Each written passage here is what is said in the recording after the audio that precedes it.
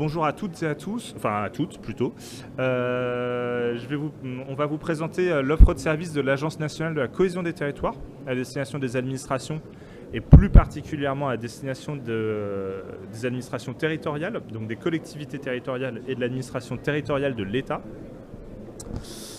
Avant de commencer, je vais vous présenter rapidement ce qu'est l'Agence nationale de la cohésion des territoires et l'incubateur des territoires de cette agence.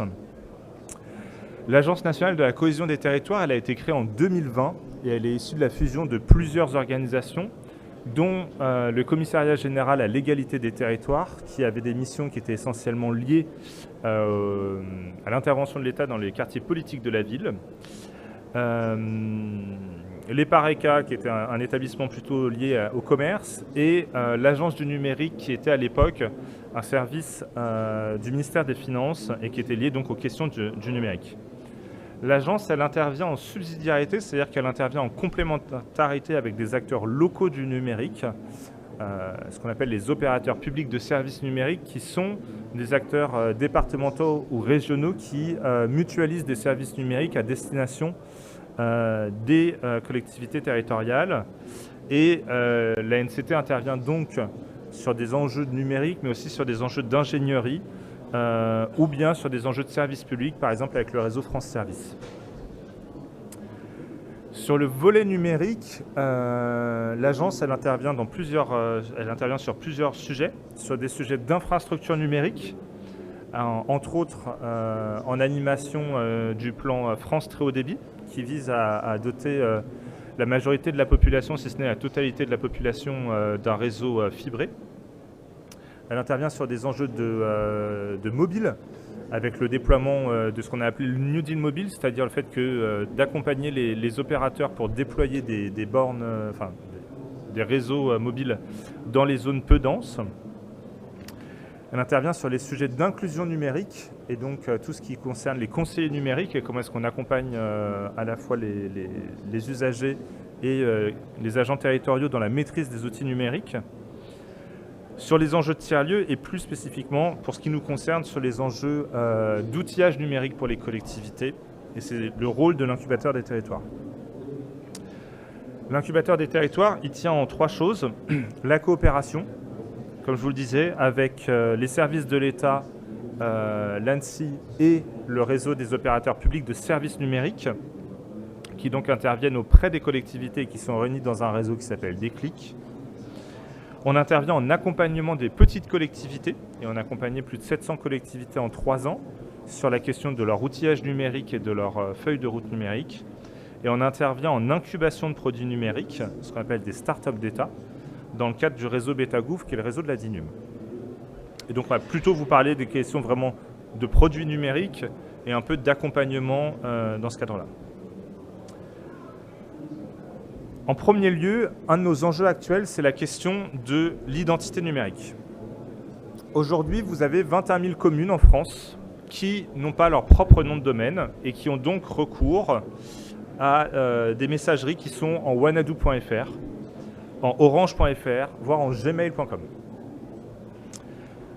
L'enjeu derrière ça, c'est qu'on ne peut pas fournir une identité numérique aux agents territoriaux et aux élus.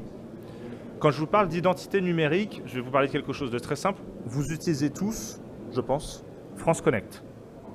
C'est le fait de pouvoir s'identifier une seule fois auprès d'ensemble des administrations, soit avec votre identifiant auprès des impôts, soit auprès de votre identifiant Amélie, de votre identifiant de la Poste, de la MSA, etc. Nous, aujourd'hui, l'enjeu qu'on a pour les agents territoriaux, comme pour l'ensemble des agents publics, c'est de leur fournir une identité numérique et de leur permettre de se connecter de manière simple à un ensemble de services via ce qu'on appelle ProConnect. ProConnect, c'est le pendant professionnel de France Connect. Avec un enjeu pour nous, en tant qu'incubateur, à la fois trouver les acteurs locaux qui vont permettre de fournir une identité numérique, premièrement, mobiliser les services de l'État pour qu'ils utilisent ProConnect pour les services qui sont proposés aux collectivités territoriales, et mobiliser les acteurs privés qui proposent des solutions numériques aux collectivités pour qu'ils utilisent ProConnect en tant que service d'identification. Ça, c'est sur tout l'objet des outils numériques. Et côté agents territoriaux, nous, en tant qu'agence, on ne peut pas fournir une identité numérique auprès de l'ensemble des agents territoriaux. Et donc, notre rôle, c'est de permettre que les opérateurs de services numériques aujourd'hui qui fournissent un service, merci, là ça devenait compliqué, donc de permettre aux opérateurs publics de services numériques qui fournissent déjà des produits numériques à ces agents territoriaux, que ces opérateurs-là qui ont déjà très souvent un fournisseur d'identité numérique, que ce fournisseur d'identité numérique-là se raccorde à la Fédération d'identité numérique ProConnect et que donc, demain, quand un agent territorial, par exemple, interagit avec la préfecture, il puisse le faire en s'identifiant une seule fois avec ProConnect et quand il passe soit avec une de nos solutions numériques ou qu'il passe avec une solution numérique d'un acteur privé, qu'il ait tout le temps la même authentification. Nous, au quotidien, on accompagne des collectivités et donc quand on dit on accompagne, on va dans des collectivités, on envoie des experts du numérique dans des collectivités et on rencontre ce qui se fait beaucoup là, mais ce qui se fait aussi beaucoup en entreprise, à savoir le login mot de passe qui est noté sur un post-it à côté de l'ordinateur ou qui est noté sous le clavier, etc. Ça vous fait sourire, mais aujourd'hui, une grande partie des fuites de données qu'on peut rencontrer sur certains produits, c'est lié à des comptes utilisateurs qui fuitent. Ce n'est pas les produits en eux-mêmes. Et donc pour nous, il y a un vrai enjeu à ce que l'agent il ait un seul mode d'authentification, quel que soit l'usage qu'il ait, que ce soit un usage public ou un usage privé, et donc qu'il puisse recourir à ProConnect. Je vais laisser ma collègue continuer. Bonjour à tous. Alors moi, je vais vous présenter l'Observatoire de la présence numérique des territoires. Donc pour avancer sur améliorer la sécurité des mails, de tout l'outillage des collectivités, il a fallu d'abord qu'on mette en place un observatoire pour voir l'état des lieux et un peu où on en était. Alors tout à l'heure, Benjamin disait qu'il y avait 21 000 communes qui n'ont pas de mail propre, qui utilisent un Wanadoo ou un La Poste ou d'autres choses à usage personnel dans leur domaine professionnel. Et donc on a mis en place ce référentiel qui est basé sur des données publiques, qui permet de structurer des critères, alors à la fois sur la partie site internet de la collectivité et sur la partie messagerie, et comment elle utilise son nom de domaine. Il y a une cartographie qui est liée à ce référentiel, donc qui est un jeu de données. Je ne sais pas si je peux vous le montrer, ça sera plus parlant.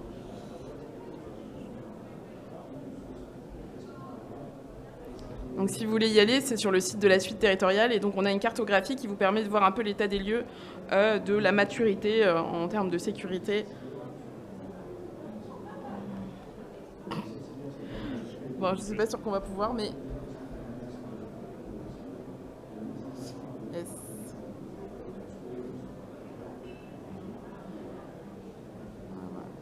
J'ai rien contre le Finistère, je vous rassure. Voilà, c'est bien.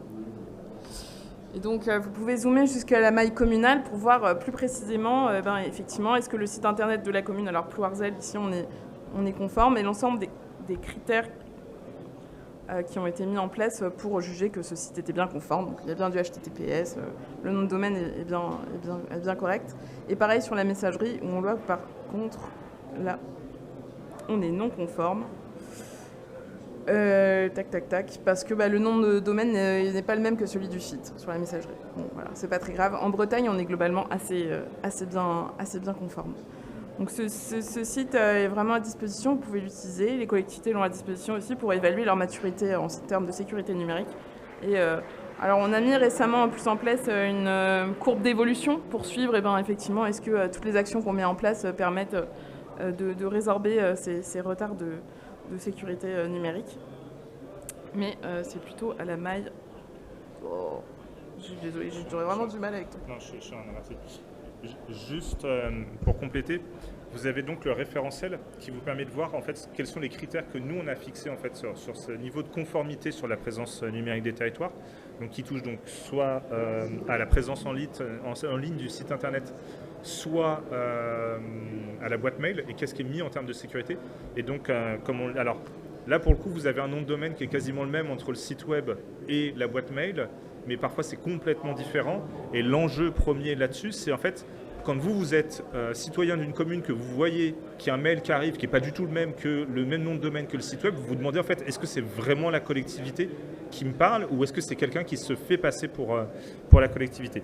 Donc vous avez le référentiel, vous avez la cartographie sur laquelle vous pouvez vous appuyer aussi sur votre offre de service si vous êtes un acteur privé en disant nous on propose des solutions et on a calqué nos solutions par rapport à ce référentiel-là et vous avez le jeu de données avec puisque c'est de la donnée publique, c'est de la donnée ouverte et qui est réexploitable et réutilisable par des acteurs publics ou des acteurs privés.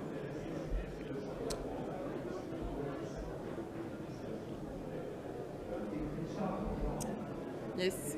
Bon, n'hésitez pas, le jeu de données est disponible sur DataGouv et ce n'est que en fait une réexploitation des données de services publics qui réexploitent effectivement les noms de domaine et les mails officiels de la mairie en fonction de leur extension et de leur nom de domaine. Ouais. Alors la suite territoriale, on voulait vous la présenter un peu plus en détail. La suite territoriale, c'est une offre de services qui s'adresse aux petites collectivités, aux toutes petites communes de moins de 3500 habitants qu'on met à disposition. Alors en subsidiarité, comme l'a dit Benjamin, des solutions qui existent déjà sur le terrain. Et l'idée, c'est donc de pouvoir fournir un package minimal d'outils sécurisés et souverains pour ces petites collectivités. Et donc ça fait le nom de domaine, on en parlait déjà, bien sûr. L'identité numérique, Benjamin en a parlé avec la Fédération France Connect. Et deux autres outils assez stratégiques que sont la messagerie, donc message, donc offrir un mail sécurisé à toutes les collectivités, et fichier, qui est un espace de stockage, donc un drive souverain et sécurisé pour éviter d'avoir du Google Drive qui traîne un peu partout et qui se mélange entre professionnels et personnels. Et donc cette offre vraiment à destination des petites collectivités, donc les petites communes de moins de 3500 et les EPC de moins de 15 000 habitants, en subsidiarité des offres que pourraient offrir leurs OPSN, leurs opérateurs publics de services numériques sur l'ensemble des territoires. Je crois qu'on a des détails après. Ah non. En complément de cette offre de service-là, on a un dispositif d'accompagnement pour les petites collectivités, toujours sur la même cible, moins de 3500 habitants et moins de 15 000, où on va envoyer un expert du numérique pendant une journée, 2 journées dans ces petites communes-là, pour faire un peu un état des lieux. Notre rôle à ce stade-là, c'est de leur permettre un peu d'objectiver leur situation. Ce n'est pas nécessairement de leur proposer des solutions, parce qu'on n'a pas des solutions qui existent sur l'ensemble de leurs besoins, mais simplement de pouvoir objectiver leur situation et de pouvoir implémenter quelques aspects relativement simples, mais typiquement d'hygiène numérique, sur comment est-ce qu'on a un mot de passe qui est sécurisé, comment est-ce qu'on sauvegarde en respectant des normes minimum de stockage de données, leur proposer de l'outillage quand il n'y a pas.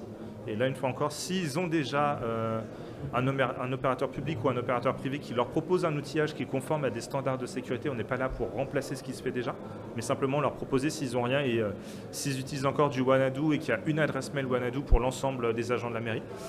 C'est quand même quelque chose qu'on voit beaucoup dans des petites collectivités. Et les sensibiliser à des enjeux de RGPD, puisque pour une part encore d'entre eux, ils n'ont pas de DPO. Quand on leur dit RGPD, ça ne leur parle pas du tout.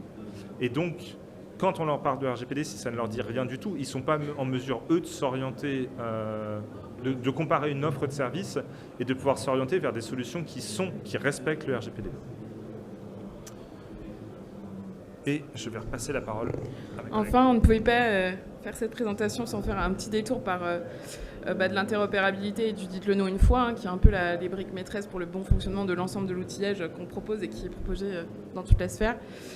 C'était pour vous rappeler qu'aujourd'hui, on a 9 bases de données socles, qui sont les bases de données de référence, qui ont été mises dans la loi pour une république numérique, donc il y a déjà un moment, qui sont en open data et qui ont été considérées comme ayant un fort impact économique et social pour l'ensemble de la sphère publique et privée. Alors je ne vous les liste pas, mais elles viennent de différentes sources. On a bien sûr l'INSEE, l'IGN, le France Travail, voilà, plein de choses sur les référentiels des métiers, sur les référentiels des associations. Et alors la base d'adresse nationale que moi je connais particulièrement bien, qui elle-même est constituée par les 35 000 communes qui mettent à jour leurs adresses, rue, quelque chose, pour constituer un référentiel socle pour l'ensemble de la France.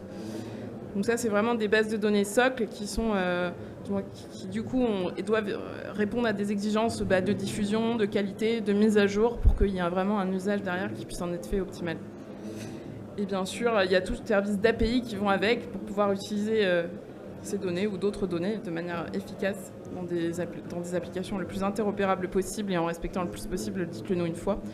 Et vous avez le bouquet d'API qui est proposé par DataGouv, qui est composé de API entreprises et API particuliers, je ne sais pas si vous les connaissez, mais qui permettent d'accéder à des tas de données, alors soit avec des accès restreints sur certaines données, soit avec des accès complètement ouverts sur d'autres, concernant les entreprises et les particuliers, et qui permettent de récupérer voilà, automatiquement plein de données très efficaces. Puis après, j'en ai listé d'autres, mais pour nous, la stratégie d'APIfication, elle est vraiment au centre d'une bonne interopérabilité de l'ensemble de nos outils. Nous, l'objectif, c'est que les outils soient utilisables, faciles à utiliser et se parlent entre eux et qu'on n'ait pas des briques silotées dans tous les sens. Et donc, ça passe aussi par cette meilleure circulation de la donnée plus efficace. On a fini ?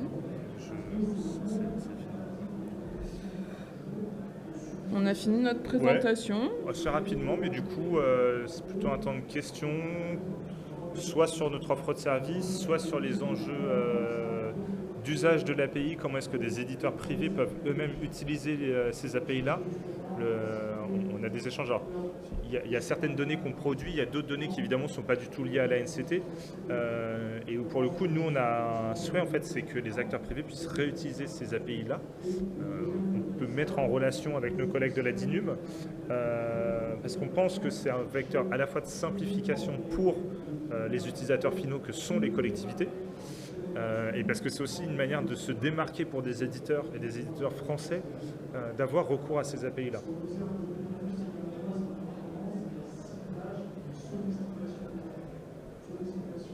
Oui.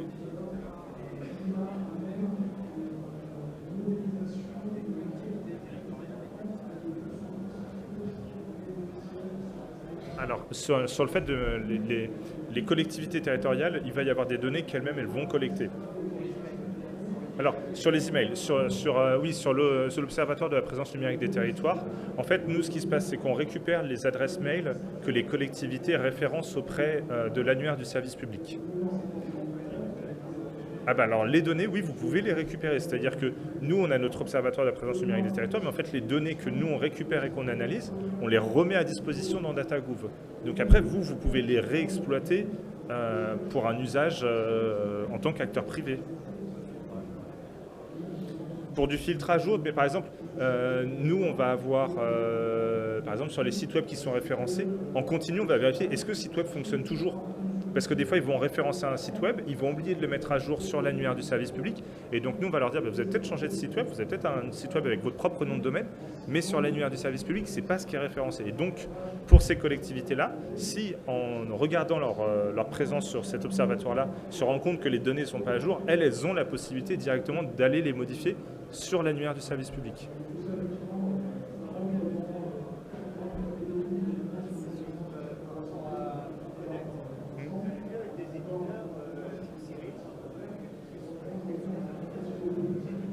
Alors oui, nous on rencontre les éditeurs. La semaine dernière, on a organisé ce qu'on a appelé une rencontre de l'interopérabilité, où on s'est adressé aux éditeurs de logiciels privés et de logiciels destinés aux collectivités. Et une partie de la présentation était consacrée à comment est-ce qu'eux pouvaient implémenter ProConnect comme outil d'identification.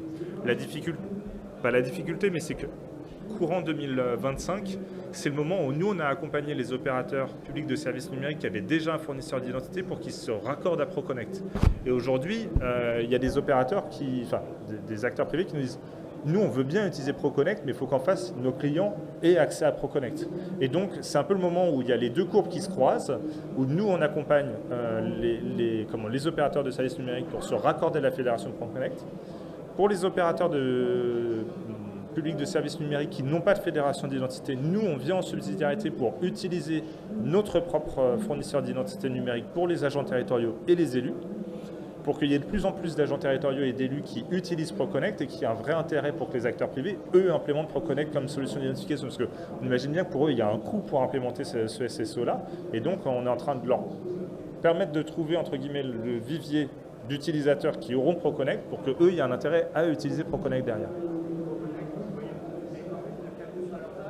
Ah oui, pour le coup, l'identité numérique, Comme on le disait, nous, nos produits numériques, on les adresse aux petites collectivités parce qu'il y a des acteurs économiques pour les plus grosses. Par contre, sur la question de la proconnexion, ça, pour le coup, c'est une politique qui est globale et qui est nationale. Pour le coup, il y a un vrai enjeu de sécurité pour nous, de sécurité du quotidien, d'identification. Et donc là, oui, pour le coup, on fait l'effort de raccordement pour tous, sachant que pour en fait, les opérateurs qui ont déjà un fournisseur d'identité numérique, on fait simplement, entre guillemets, le passe-plat avec la DINUM qui, elle, la Proconnect.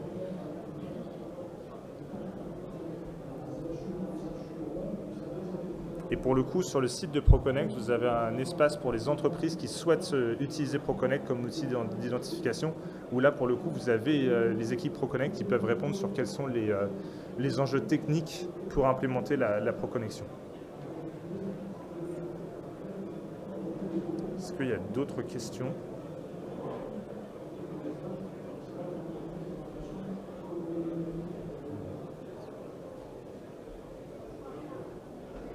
Si c'est bon pour vous, je vous souhaite une bonne journée, un bon salon.